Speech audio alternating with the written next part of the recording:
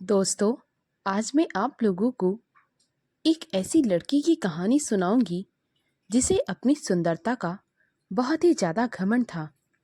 वह इतनी सुंदर थी, उसे लगता था सुंदरता ही इस दुनिया में सब कुछ होती है। इतनी सुंदर होने के बावजूद भी उसका पति उसकी तरफ ध्यान भी नहीं देता था। आखिर क्या थी उस लड़की की कहानी? इस कहानी में सब कुछ विस्तार से सुनेंगे। लेकिन कहानी को सुनने से पहले अगर आप मेरे चैनल पर नए हैं तो प्लीज़ मेरे चैनल को सब्सक्राइब करें, वीडियो को लाइक और शेयर करें। तो आइए कहानी को सुनते हैं। अर्पिता अपने पति के साथ शहर में रहती थी। उसका पति बैंक में एक नौकरी करता था। अर्पिता वास्तव में बहुत खूबसूरत थी। उसे अपने रूप पर बहुत घमंड था। वह दिन भर आईने के सामने खुद को निहारा करती। अर्पिता का पूरा ध्यान खुद को संवारने में ही लगा रहता। खुद को इतना सुंदर देखकर वह बहुत प्रसन्न रहती थी। वह मन ही मन सोचती, मेरा पति अर्पित कितना भाग्यशाली है जिसे मेरे जैसी खूबसूरत बीवी मिली है। अर्पिता घर में भी हमेशा सज संवर कर रहती और नए कपड़े पहनती। एक दिन वह अपनी छत पर खड़ी हुई थी, तभी उसने देखा उसके सामने वाली घर के पास एक ट्रक रुका है जिसमें सामान भरा हुआ है। उसके पीछे एक कार आ रही है। कार भी वहीं आकर रुक जाती है। कार से एक बहुत ही हैंडसम लड़का बाहर निकलता है।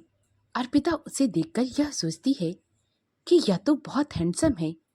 आखिरकार यह है कौन? वह इतना सोच ही रही थी, तभी कार से एक औरत गोद में बच्चा लिए हुए उतरती है। वह औरत देखने में बहुत सांवली होती है। अर्पिता मन ही मन सोचती है, क्या यह इसकी बीवी है या फिर कोई और? यह इसकी बीवी हो ही नहीं सकती, क्योंकि यह इतना हैंडसम है और यह इतने सांवले रंग की। भला इन दोनों का क्या मेल?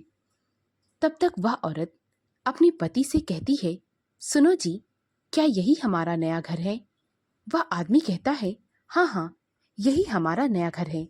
आज से हम इसी घर में रहेंगे। अर्पिता जैसे ही देखती है कि वे दोनों और कोई नहीं बल्कि पति पत्नी हैं, तो वह सोच में पड़ जाती है और जल्दी से आईने के सामने आती है।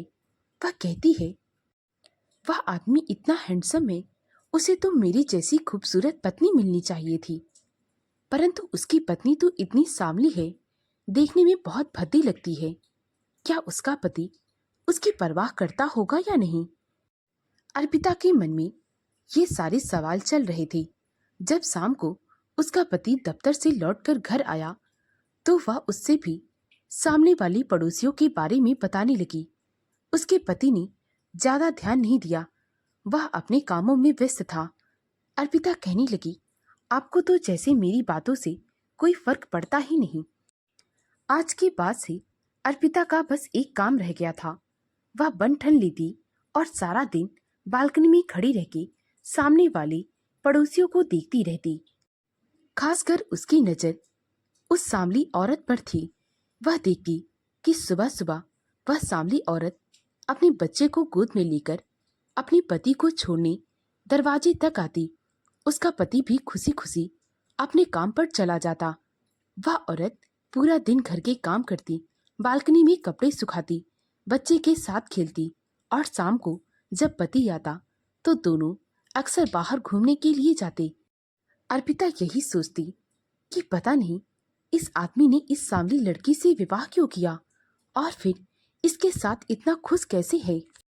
कहीं ना कहीं अर्पिता को उस सांवली लड़की से जलन होने लगी। वह मन ही मन सोचती, इन दोनों में इतना अंतर है, फिर भी ये दोनों इतने प्यार से रहते हैं।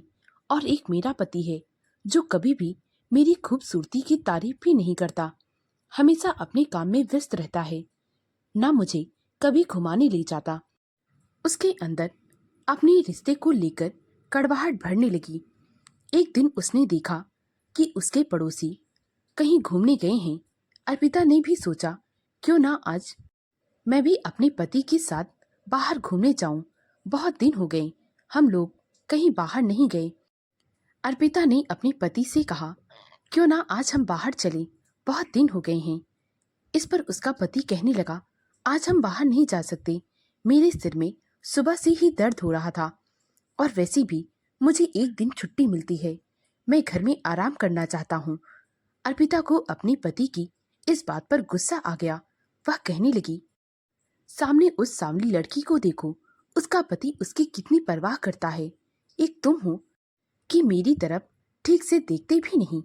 तुम्हें तो इतनी खूबसूरत बीवी मिली है, तुम्हें हमेशा उसकी तारीफें करनी चाहिए, उसे घुमाना चाहिए, परंतु तुम्हें तो किसी बात से कोई मतलब ही नहीं है। अर्पिता के पति के सिर में पहले से ही दर्द हो रहा था और उसकी बातें सुनकर उसका दर्द और बढ़ गया। उसने गुस्से में उत्तर दिया, शादी से पहले मैं भी अपने आप को बहुत ही ज्यादा खुदकिस्मत समझता था, परंतु शादी के बाद मेरा भ्रम दूर हो गया। तुमने कभी अपने बारे में सोचा है? सोचोगी भी कैसे? तुम्हारा आधा समय तो आईने के सामने बीत जाता है और फिर आधा समय पड़ोसियों के घर में देखने में, वे क्या कर रहे हैं, क्या नहीं कर रहे हैं, कहाँ जा रहे हैं, कहाँ नहीं जा रहे हैं, क्या खा रहे हैं और क्या नहीं खा रहे हैं। तुम्हें तो अपने घर से कोई मतलब ही नहीं। तुमने कभी मुझसे पूछा है कि मेरा काम कैसा चल रहा है? क्या आज काम ज्यादा था या कम था? मेरा दिन कैसे बीता? कभी तुमने मुझसे पूछा है? तुम पूरा दिन खुद को सजाने में लगी रहती हो, कभी घर को सजाने के बारे में सोचा है? तुम्हें क्या लगता है चेहरे की सुंदरता ही सब कुछ होती है? तुम गलत हो अर्पिता। अगर पति पत्नी के बीच में एक दूसरे के लिए इज्जत और दिल में एहसास होना जरूरी है। और रही बात उस सांवली लड़की की, तो कभी तुमने सोचा है कि उसका पति उससे क्यों प्यार करता है? वह भले ही सांवली है, परंतु दिल की बहुत अच्छी होगी। वह अपनी जिम्मेदारियों को बाखूबी समझती होगी। वह चेहरे से नहीं बल्कि मन से सुंदर अवश्य होगी, इसीलिए उसका पति उससे इतना प्यार करता है। इतना कहकर अर्पिता का पति घर से बाहर चला जाता है। अर्पिता को आज सच में किसी ने आईना दिखाया था। उसके कानों में उसके पति द्वारा कही गई सारी बातें गूंज रही थी। आज उसे एहसास हो गया कि सच में उसे अपने पति और अपने घर के बारे में कोई परवाह नहीं है। उसने अपने घर की ओर देखा, दीवालों पर जाला लगा, किचन में गंदगी फैली, बेडरूम बिखरा हुआ, सारे कपड़े इधर उधर पड़े।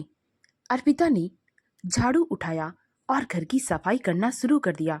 उसने किचन साफ किया, कपड़े सही से रखे। उसे यह काम करते करते 4-5 घंटे बीत गए। जब उसका पति घर वापस लौट कर आया तो उसने देखा अर्पिता एक मेज पर चढ़ी हुई पंखे को साफ करने जा रही है।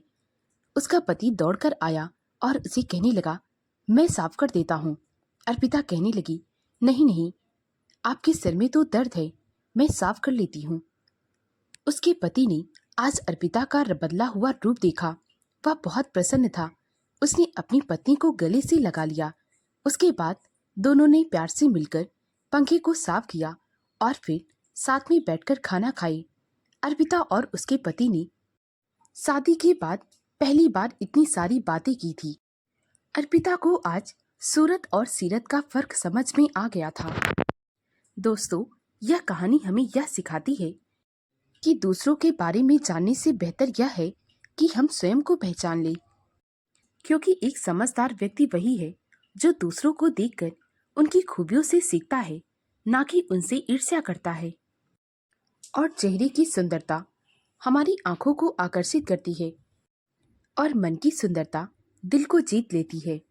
दोस्तों, अगर आपको मेरी कहानी अच्छी लगी हो तो प्लीज़ मेरी वीडियो को लाइक और शेयर करें, मुझे ज़्यादा से ज़्यादा सपोर्ट करें ताकि मैं आप लोगों के लिए और भी अच्छी अच्छी कहानियाँ ला सकूं। कहानी को पूरा सुनने के लिए बहुत बहुत धन्यवाद।